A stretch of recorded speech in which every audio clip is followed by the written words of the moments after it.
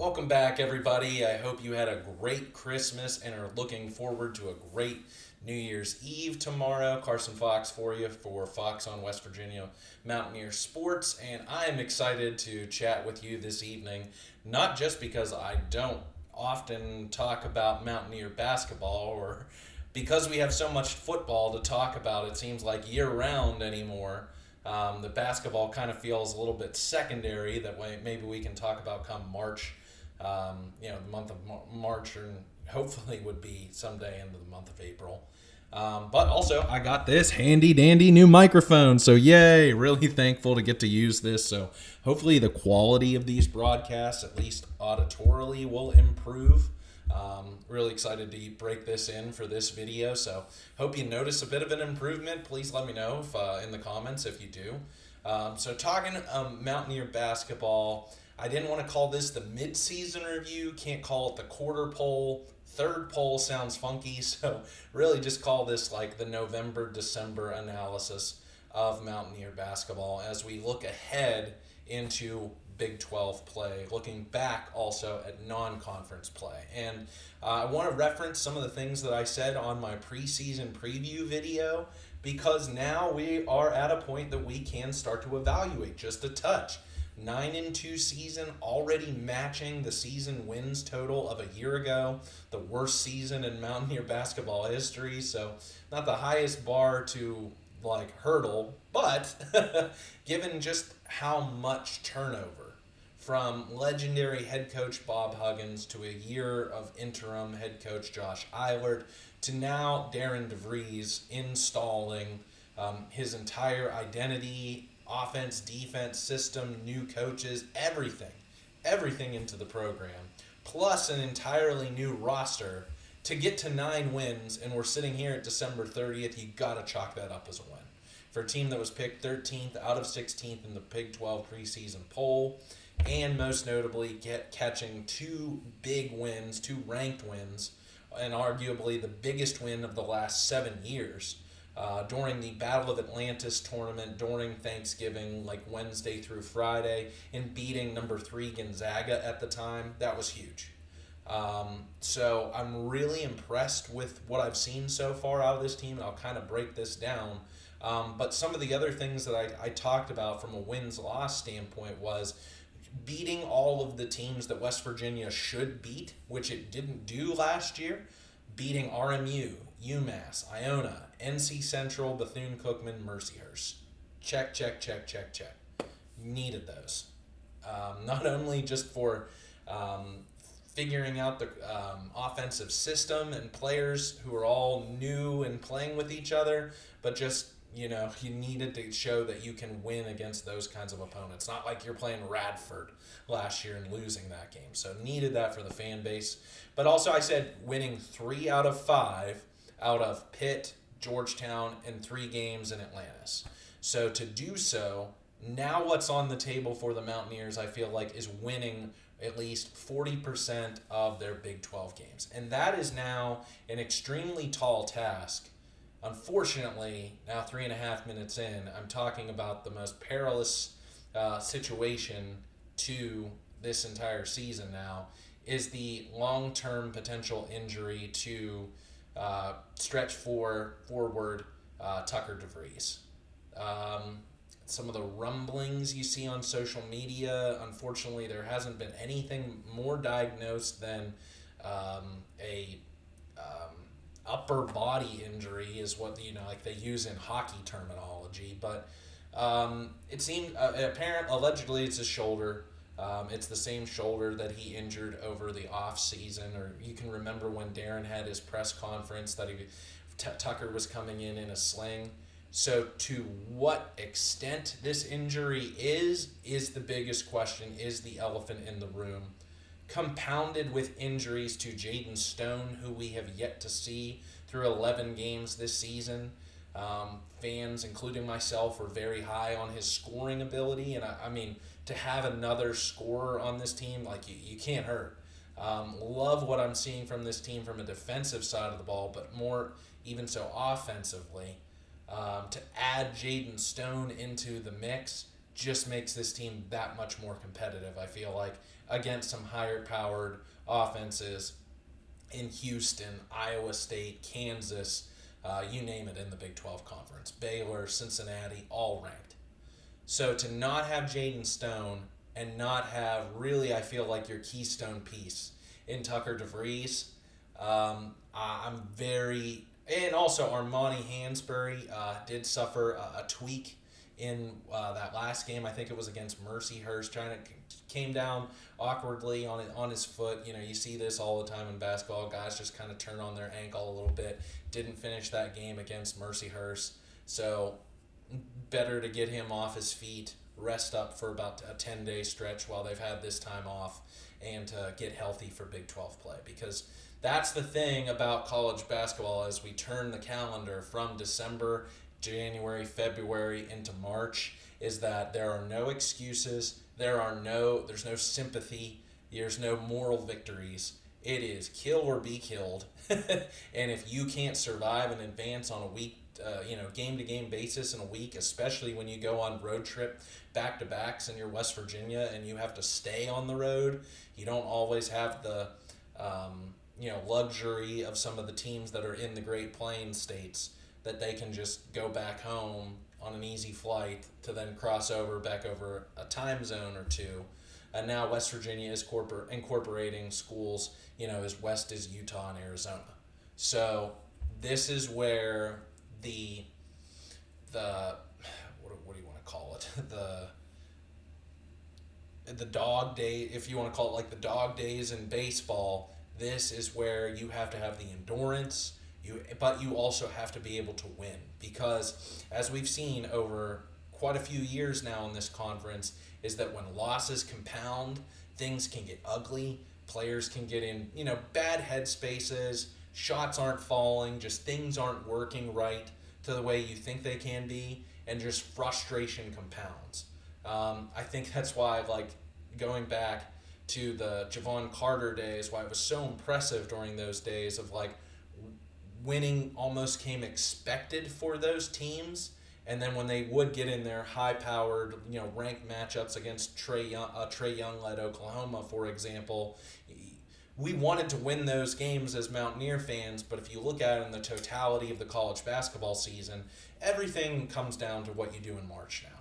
The regular season of college basketball is just when you're a Big 12 team, let me put it that way, because as evidenced by just a couple of seasons ago, that Eric Stevenson-led, Emmett Matthews-led team that got in, a late seed, what was it, a 7-10 matchup, 8-9 matchup with Maryland in their first round game in the NCAA tournament. It's all about in the regular season building their resume. And so for West Virginia, at this point, December 30th, have two really big resume items with two ranked wins.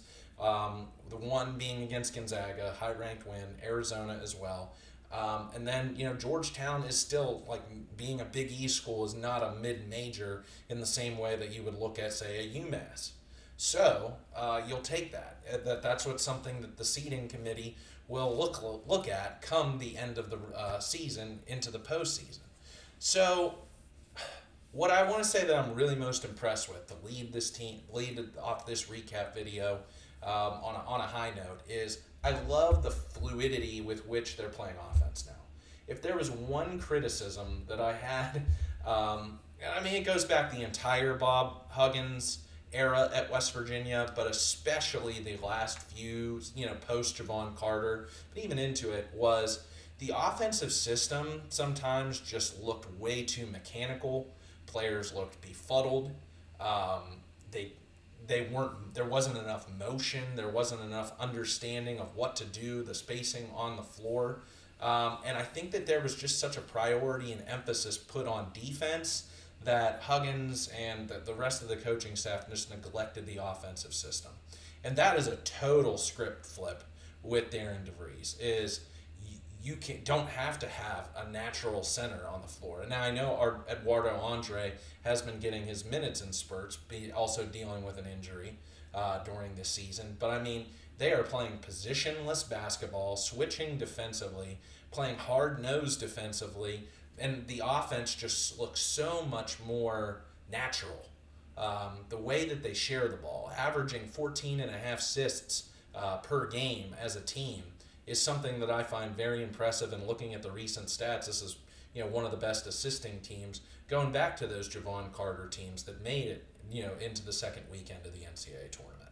So love what I'm seeing out of them. I can't say anything more about Javon Small than I just think that he was worth every penny that was spent over the offseason. I know that it was a recruiting battle to get him, averaging over 19 points per game. The way that he plays on both ends, all out, all the time, shooting 39% from three, shooting over 87% from the free throw line, just being the being the manager, the offensive general at the point guard position.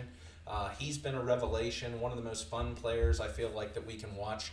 And if it is going forward that Tucker DeVries is out for an extended period of time, again, I'm just going to relish this season, I feel like, for what Javon Small is going to be able to do. Because, let's face it, you'd have to have your second... I feel like to have a good NCAA tournament team, especially if you're from a Power 4 conference, you have to have three players who average double digits scoring. And right now, they have that in Small, DeVries, and Hansberry. They have some pieces who are playing roles in Toby Akani, Jonathan Powell, and Sincere Harris. But that's about as deep as this team goes. They're still trying to find some pieces again. Haven't seen what Stone can do. Yusufu has been kind of here and there. I think also dealing with an injury and trying to, come. I think it was a more devastating injury than kind of we all thought. To hear that he's still dealing with some lingering issues into this season. Same thing with Eduardo Andre, KJ Tenner trying to learn college ball and the differences that between high school ball and how aggressive he can be without being reckless. So this team's still figuring itself out, and injuries, you call it what you want to say about last season and not having Coach Huggins there or the Raekwon Battle situation being a distraction, but injuries. Right when Raekwon Battle was ready to come back, Jesse Edwards suffers an injury that pretty much killed the meaningful games that you needed to have to get back into contention in the Big 12 Conference. You can recall West Virginia did upset Kansas at home early on in Big 12 play last year. But when the injury happened to Jesse Edwards, it all fell apart. It all seemed like everything was coming together at the right time, with players coming back healthy. Cook, we can recall, had the heart condition issue at the beginning of the season. So now it just seems like the injury bug is coming back to plague itself. Can West Virginia win 40% of its Big 12 games? I'm talking 8 wins and 12 losses out of 20 Big 12 games. If it doesn't have Tucker DeVries for the rest of the season, if this is a season-ending shoulder injury, I don't know. I haven't watched enough of other teams in Big 12 play to be able to accurately judge that on December 30th. I'm looking down the roster and the schedule. Iowa State being a good team, they have to play Houston twice. Baylor on the road, Texas Tech on the road. The schedule isn't all that easy for West Virginia this season. And again, adjusting to some new teams, Utah, Arizona State that they have to play. I think they did play UCF last season, maybe just one game. BYU is a team they're not as familiar with. I know that rosters turn over from year to year, and they're all new players, so they don't have any much familiarity. But as a program to program, so I guess what I ultimately want to say at the end of the day is I'm really proud at where they've gotten. That this so far in the season, I'm not going to hold anything against them moving forward for what they've already accomplished. It's just going to be really hard, and a tough pill to swallow to judge if West Virginia doesn't get to a 500 or better record by the end of the regular season, because we're all going to point to these injuries. And that's the other thing that some of these other teams like they don't feel bad. They don't feel bad, and they're going to take advantage of that on West Virginia, because when you're down a man in Tucker DeVries at an extremely important position, and West Virginia is already thin in the backcourt or front court as it is, um, then teams are just going to attack them. They're going to try and double and triple team Javon Small and try and make other teams beat you with your role players. And if you can't rely on your stars and you have to instead rely on your role players to be stars, that's where teams can get in trouble. Um, if you're trying to do more than what you feel like it's a 5-man team. So asking Sincere Harris, who I don't think has hit a three on the season, be like, okay, well, if they're doubling and tripling Javon Small, we're going to leave Sincere Harris wide open for three, and West Virginia's going to have to live and die by his 3-point shooting. Good luck. So that's unfortunate. That's what's unfortunately the downside of this, looking at it in totality for this season, and how Darren DeVries is going to manage this team here on out, because and I'm already seeing on Twitter, apparently the plane was delayed getting out of West Virginia to go to Kansas tomorrow, a 2 p.m. tip. So that's a 1 p.m. Eastern tip out there in Lawrence. So if West Virginia's going to have to fly out tomorrow morning, get off a bus, go have a shoot around, no Stone, maybe a limited minutes Hansberry, and no Tucker, then West Virginia is not getting its first win at Allen Fieldhouse in Big 12 play. Haven't done it for 12 seasons. They're not going to do it this time. And it's your only shot at Kansas for the regular season. It's unfortunate. But then you come home for Oklahoma State. Then you have Arizona again, who you beat when you had Tucker. That's ultimately the elephant in the room. Can Tucker come back? Is he going to come back? Is Jaden Stone ever going to come back? Or are we looking at now those two guys, and I'm seeing on Twitter also talking about like a medical red shirt or something for Tucker.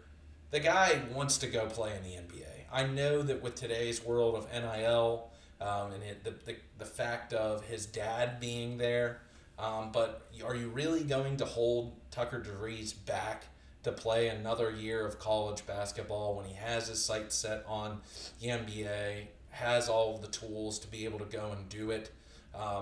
To play another year, and then you don't get Javon Small next year. I know you have a nice recruiting class coming together. Could be another senior leader that you need back for the team. We talked about in the preseason how much roster turnover this season, this season's team is going to have, into next season. Probably by the season after, will you start to get a little more stable, especially if some guys tend to stick around. If Jonathan Powell stays into his junior year, KJ Tenner stays into his junior year. Anything can happen anymore with the transfer portal, but you get what I'm saying. So, on the season, top 10 in defensive efficiency, one of the national leaders in blocks. Cannot believe that. Heard those two stats from the three guys before the game podcast, and they're doing a great job, especially Brad Howell with his basketball analysis that I've heard over the course of the last month. And then, again, the offensive scoring, look at that through, a different lens. Again, when you're playing North NC Central and RMU versus Iowa State and Baylor. But again, really impressed with what I'm seeing out of these different role players, and understanding more so after seeing 11 games of them what their roles are. It's just a lot's going to be put on the shoulders of Javon Small moving forward. Even if Tucker DeVries comes back, and going to have to be the 1-2 punch there. Like how Amani Hansberry can kind of be a Swiss Army knife for you down low, rebounding the basketball, but does have an inside and outside game. Sincere Harris is a great lockdown defender, and if he's just a freak athlete. I feel like long, lengthy. If he can avoid the injury bug, because I feel like he gets thrown around a lot during games, just hitting the deck hard. So. And then Jonathan Powell, what more can you say about this guy? What a find. I feel like what an unbelievable find by Darren DeVries. Already shooting 35% from 3 on the year, knocking down 24 from behind the arc.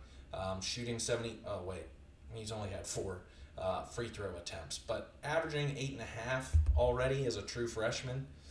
Like what he's adding in contributions to this team. Um, some of the guys down the rest of the bench that I'm talking about would like to see a little more. Harris Elizovich, like, is he a Division I Power 4 player? Ooh, every time I watch him, he's making a mistake out there. Jake Auer, great in the final seconds of a game that's already determined, hitting threes. Will he actually hit a three in meaningful minutes? I know he's a crowd and fan favorite, so I want to see him be able to do it. Eduardo Andre, again, if his hand is healthy, if he's able to go out there, love what he's been able to give, especially in that tournament down there in Atlantis. And maybe Yusufu's finally, back to full health, can be kind of a sixth man off the bench to free up Small, whenever he, has to get a breather. Because if he's going to play 35, 36 minutes a game, then this is going to be a long season on him. I know he's trying to build his NBA draft, stock resume. So all more power to him to do that. If he can lead West Virginia into, say, maybe 7, if no Tucker DeVries, I'd love to know how you feel as a Mountaineer fan. Do you think that they can get 6 Big 12 wins with how many contests that they have on the road? I think also in that 3 guys before the game contest, I think in 3 out of the last 6 years in Big 12 play, West Virginia's had or maybe it was even all 6, 2-7 or worse record on the road in Big 12 play. Like, there are no easy nights, and we saw how, unfortunately, West Virginia got really rattled during that Pitt contest, having played RMU. Then playing, I think it was UMass in the second game, felt like at home, more physical team, tougher rebounding team. Then they walked into the Pitt contest and just weren't ready. Just kind of got outclassed at that point in time. Pitt, a team that has made some noise in the NCAA tournament in the last couple of seasons. Under head coach Jeff Capel have kind of picked some things up. And it was at their house. So they were loud, they were obnoxious, they were annoying. They got into West Virginia's head early, poured it on, just couldn't miss. Everything was going right for them. And so that's what I'm talking about, is if that happens tomorrow at Kansas, if that happens, down the line at Houston, if that happens down the line, even again, I know it's Kansas State team that's struggling, but spent a lot of money on their team, want to try and contend for Big 12 Conference Championship. They have to go to Cincinnati. At TCU with Jamie Dixon is never an easy thing. At Baylor, at Texas Tech, just my head is, inside shaking, thinking what's their record going to be in Big 12 play? So you have to win as many home games as you possibly can, and can you steal 1 or 2 potentially on the road? Without this season kind of spilling over. Again, I think what West Virginia's avoided to this point in time, which they didn't do last year, was way too much isolation basketball, way too many guys trying to stat chase, way too many guys trying to do their own thing. Playing, as I've said before, just a group of individuals on the floor together rather than an actual team. That was last year's squad. Totally different this year. Doesn't matter who gets the points, who gets who's filling up the stat sheet on any given night, just as long as they're playing the best version of basketball as humanly possible. And that's what I think that Darren DeVries is implementing, that culture. And that's what he's going to do. I think he's going to do that to the best of his ability to kind of chess match, counter the different opponents that West Virginia has in the Big 12 Conference with the players that he has this season, whether that includes Tucker DeVries and Jaden Stone or not. And then, just fight to the very end of the game. And then, again, we weren't expecting West Virginia to go out there this season, make noise, being picked 13th and try and finish, one of the top contenders in the Big 12 Conference this season. But the way they've started out, beating Gonzaga, beating Arizona, it just proves that West Virginia at full strength can fight, and beat any team in America. And that's what's so impressive. Can they do it on the opponent's home court in front of raucous crowds for 40 minutes? That's to be determined, and that's what we'll get to know, and that's the beauty of this second half, I'll call it that, of this season in Big 12 play. So I'm excited. How you feeling? Is the Tucker injury scaring you? Is me? Do you feel optimistic, or are you totally pessimistic? Season, kind of shot already if it means that this indefinite, undisclosed injury is just a long-term, season-ending injury for Tucker. How do you feel about it? Love to know your thoughts. Do you think they could beat Kansas tomorrow? What wins do you see for the Mountaineers, especially on the road? I'd love to know how you're feeling about them.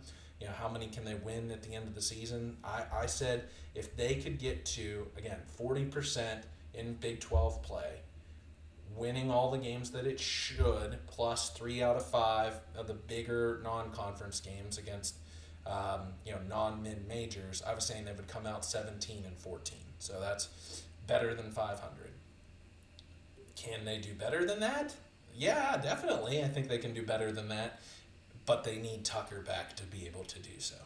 So I'll end it there. Thanks for tuning in, everybody. Love to be talking about some Mountaineer basketball. I'll be back more as the winter, as the rest of the season goes along. Thanks for tuning in. Tell your friends, tell your family, tell your dog that I do this each and every week and have a lot of fun doing it. Leave your comments here on YouTube. If you like this video, smash that like button. And I'd love to have you a subscriber to my channel. So I'm going to do a recap video also on the 2024 football season, kind of just to wrap up 2024 as we look ahead to 2025 and the birth of the Rich Rod era 2.0. So thanks for tuning in, everybody. Let's go. West Virginia.